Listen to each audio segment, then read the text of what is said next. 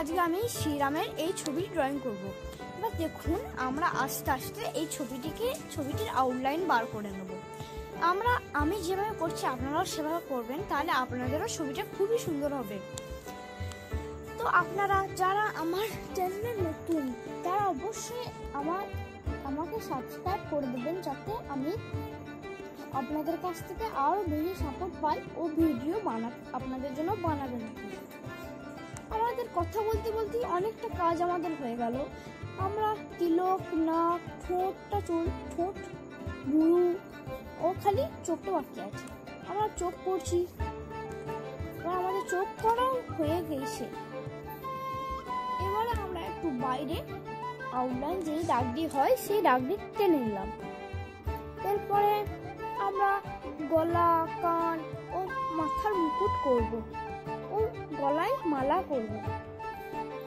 আমরা মুকুটটার কাজটা করে নিচ্ছি এখন। এবার আমরা কানটাও করে নিয়েছি। এবার আমরা গলার কাজটা করে নিচ্ছি। কানটা আমার একটু ছোট হয়েছিল বলে আমি কানটাকে একটু বড় করলাম। এবার আমরা মালাটাকেও করে নিয়েছি আস্তে আস্তে। আমরা এবারে কানে কিছু ডিটেইলিং অ্যাড করলাম। এরপর আমরা মুকুটের ডিটেইলিং অ্যাড করা শুরু করে দিলাম।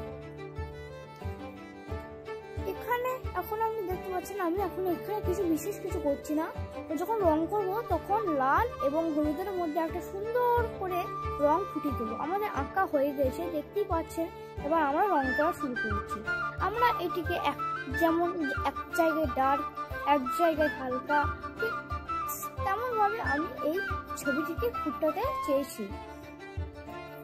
আর আপনারা যাদের এই ছবিটিকে ভালো লাগবে তারা অবশ্যই আমাকে একটি লাইক দেবেন, যাতে আমি আরো অনুপ্রেরণা পেতে পারি ও আপনাদের জন্য আরো ভিডিও বানাতে পারি। দেখতে দেখতেই আমাদের অনেকটা কাজ হয়ে গিয়েছে। এবার আস্তে আস্তে আমরা একটু গাঢ় ইউজ করব। আমরা এখানে তুলি রং করেছি এই ছবিটাতে। আমরা তিলক ও কপালের কাজটা একটু গাঢ় ইউজ করব। এখন এটা গাঢ় লাগলো, পরবর্তীকালে এটা গাঢ় লাগবে না। আমরা কথা বলতে বলতে ঠোঁট ও তিলক এই দুটোই করে নিয়েছি।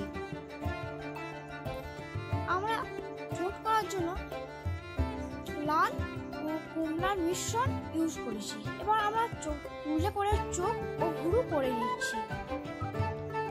দেখুন আমাদের এতটা পজিশন কমপ্লিট হয়ে গেছে ও বাকি পজিশন করে আপনাদের সঙ্গে দেখা হচ্ছে। জয় শ্রীরাম। আমার এই ছবি কমপ্লিট হয়ে গেছে। আপনাদের ভালো লেগে থাকলে আমাদের ছবি কমপ্লিট হয়ে গেছে। নমস্কার। অবশ্যই